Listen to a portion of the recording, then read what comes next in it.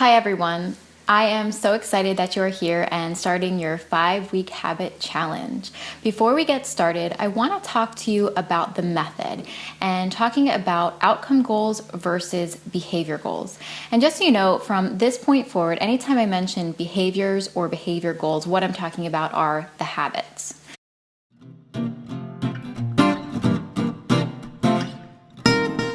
Most of us are familiar with outcome-based goal setting. So for example, I want to lose 10 pounds in 10 weeks. Or a non-weight loss related goal is I want to have $200,000 in investments in the next 5 years. So the characteristic of an outcome-based goal is that you cannot control the accomplishment of that goal. It is merely the outcome of taking several steps, several behaviors, in order to reach that outcome. A behavioral goal is exactly that then, the steps that you take to reach the outcome. So outcome-based you cannot control. You cannot control your fat cells. You cannot control fat mobilization. But what you can control is creating a leaner version of yourself by taking actions each and every day.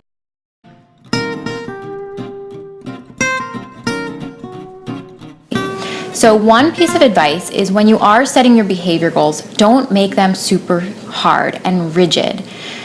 Because if it's too hard and rigid, the plan will break, the diet will break, and you will end up breaking and ending up in a worse place than you were when you started. So when a diet is very restrictive and says something like no carbs, no dessert, no pastas, no to whatever specific thing it is, I want you to go in as a skeptic, because if it's too rigid for you, then it's not the right plan. It's not going to work. So I will not sit here and say one plan is better than another plan. What it really comes down to is if it's going to work for you, if it's something that you feel comfortable doing and something that you feel comfortable sustaining, because that's when the results really happen. So without further ado, habit number 1.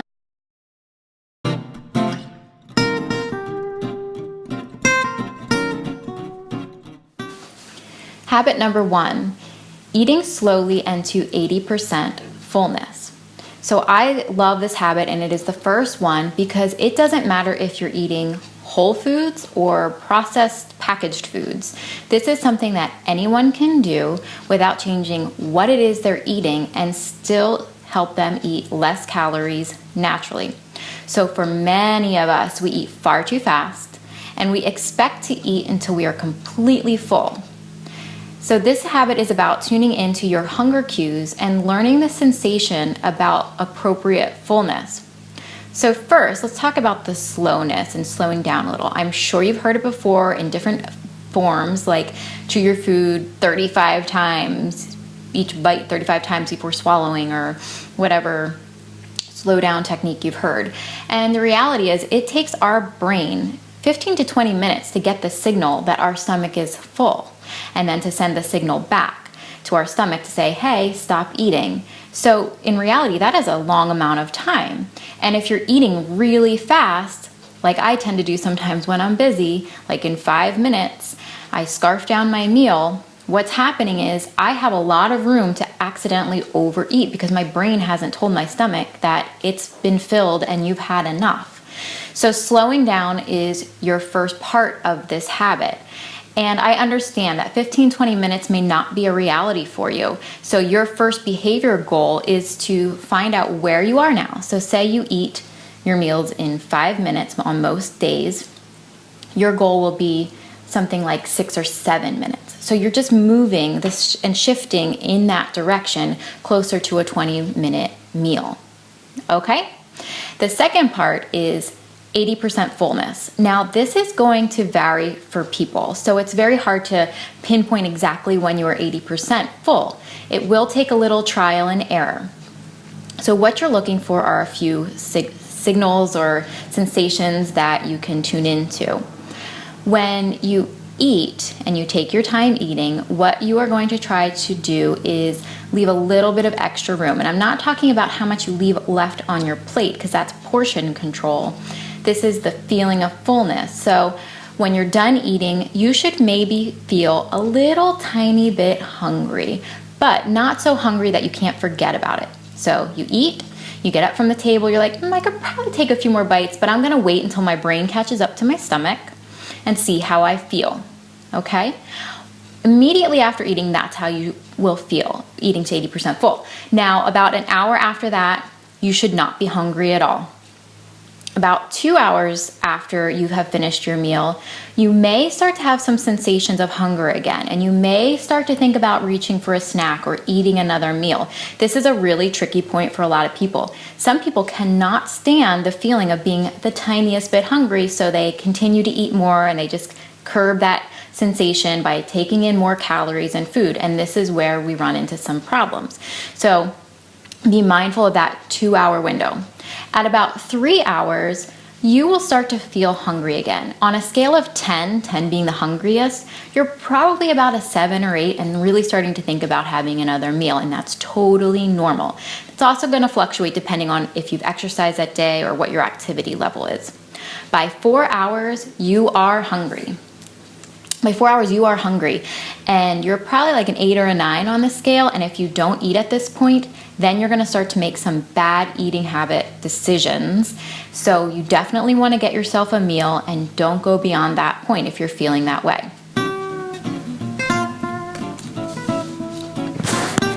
Okay, now the fun part. Let's turn this habit into a behavior that's gonna work for you. Now, since I'm not working with each of you one-on-one and we're kind of doing this in a group setting, you are gonna have to do a little bit of work and find out what's gonna work for you.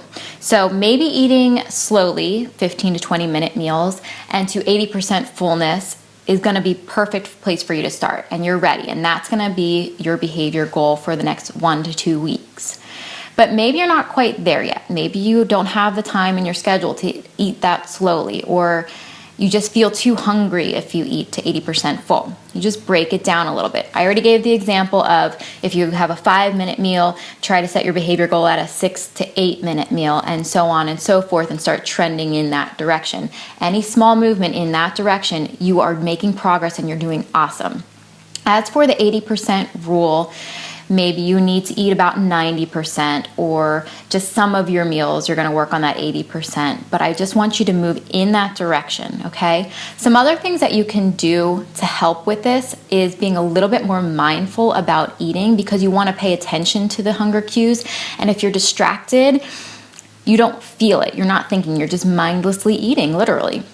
So some other things you can do is if you stand up to eat, that's me, I stand at the kitchen sink to eat a lot of the time. My behavior goal would be to sit down in a chair to eat your meal. Another thing you can do is put your phone down, because when you're on your phone, whether you're reading an article or social media, whatever it is, you are not paying attention to how the feeling of being full is happening in your body. You're not familiar with that sensation. So in the beginning, that might be one of your behavior goals, is to just turn off all external distractions. So I want you to take a few moments and come up with something that will work for you for the next 1 to 2 weeks. You can absolutely do this, and I know you can. To help you, you are getting some tools that you can download. The first one is the bi-weekly accountability sheet. Now, this is a 2-week accountability sheet, and you may be wondering why 2 weeks when we're doing a new habit each week. And the reason that I have the reason I've decided to give you one habit each week is because some people are at different points and they're ready, they can adapt well to new behaviors, it's no problem. But the reality is it can take 2 weeks minimum to really change and establish a new habit as just something you do without thinking so much about.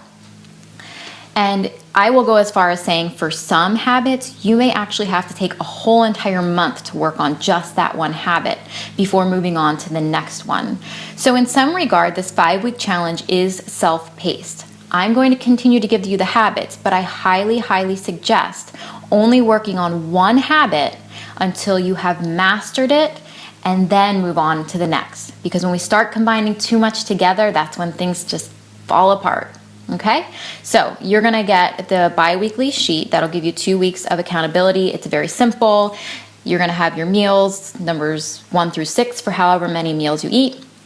And every time you successfully accomplish your behavior goal, slow eating to 80% full, or whatever variation it is of that goal, you're gonna put a little mark in the box and just keep track of every meal and how you did. If you didn't meet that goal, then you just leave the box empty.